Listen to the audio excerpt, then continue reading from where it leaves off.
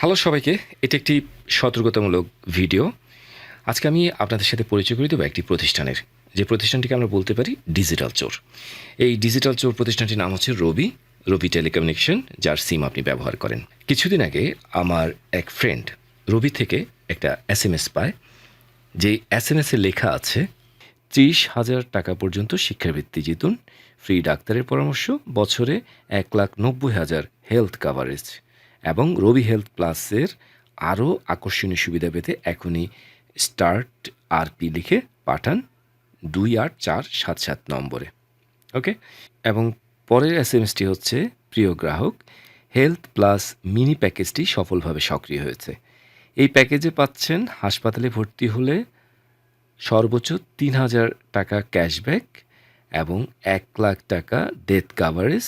Service বিস্তারিত জানতে dial করুন 284777। Visit healthplus.life। এরপর আরেকটি SMS, যেখানে লেখা আছে, প্রিয় গ্রাহক, আপনি হেলথ প্লাসের মিনি প্যাকেজের আওতায় আছেন। আপনি পাচ্ছেন 1,03,000 টাকার স্বাস্থ্য ও জীবন বীমার সুবিধা সহ অভিজ্ঞ ডাক্তারের ফ্রি পরামর্শ। সার্ভিসটি বিস্তারিত ও চার্জিং সম্পর্কে জানতে কল করুন। সো প্রথম SMS-টি হচ্ছে একটি প্রমোশনাল SMS এবং পরের দুটি SMS হচ্ছে অ্যাক্টিভেশন নিয়ে। সো এই প্যাকেজটি আমার বন্ধু কখন যে অ্যাক্টিভেট করেছে সে নিজেও জানে না।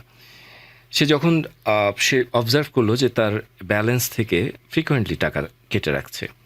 সো 1 মাস, 2 মাস, 3 মাস যাওয়ার পর সে মোটামুটি নিশ্চিত হলো যে কোন খাতে এই টাকাটা যাচ্ছে।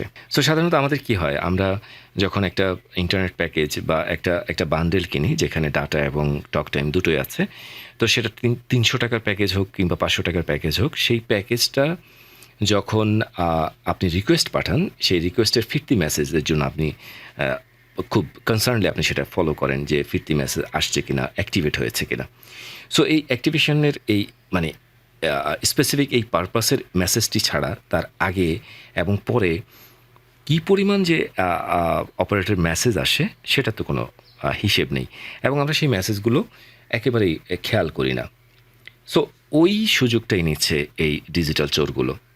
সো আপনার অপারেটর মেসেজগুলো এখন আপনাকে খেয়াল করতে হবে, কারণ তারা তো আসলে আপনার দুর্বলতার সুযোগ নিচ্ছে, তাই না? এবং এই সংক্রান্ত আরেকটা ভয়ঙ্কর তাদের কর্মযোগ্য আছে, সেটা হচ্ছে 5 টাকার ইন্টারনেট, 10 টাকার ইন্টারনেট। এই প্যাকেজগুলো সাধারণত গ্রামের সহজ সরল মানুষরা কিনে। তারা যখন এটা অ্যাক্টিভেট করে তারা জানেও না যে কখন তাদের এই প্যাকেজটি শেষ হয়ে যায়। 1 মিনিটে, 2 মিনিটের ভেতরে এই 5 টাকা 10 টাকার প্যাকেজটি শেষ হয়ে যায় এবং তাদের মূল ব্যালেন্স থেকে টাকা কেটে নিয়ে নেয়। সো আপনি এ ব্যাপারে অবশ্যই আমাদেরকে সচেতন হতে হবে, অপারেটর মেসেজগুলো চেক করতে হবে। এবং এই ভিডিওটি আমি বিটিআরসিকে ট্যাগ করব, ভোক্তা অধিকারের যে অধিদপ্তর আছে সেখানে ট্যাগ করব। যদি তাদের দৃষ্টিগোচর হয় তাহলে হয়তো একটা স্টেপস নিতে পারে। সো মূল কথায় ফিরে আসি। আপনি যখন এই রবির অফিসগুলোতে যাবেন কিংবা গ্রামীণের অফিসে যাবেন কিংবা এয়ারটেল অফিসে যাবেন, তখন তাদের ইন্টারনাল, তাদের ভেতরে যেই আতিশয্য, তাদের ওয়েটিং রুম যেখানে কাস্টমাররা ওয়েট করে, সেই জায়গাটা, সেখানকার সোফা, সেখানকার ইন্টেরিয়র জাস্ট অসাম, রাইট? এবং আপনি যখন ম্যানেজারের রুমে যাবেন সেটাও আপনার কাছে অনেক নান্দনিক মনে হবে। সো এই যে তাদের এলিটিজম, এই এলিটিজমের সোর্সটা হচ্ছে সাধারণ জনগণের টাকা।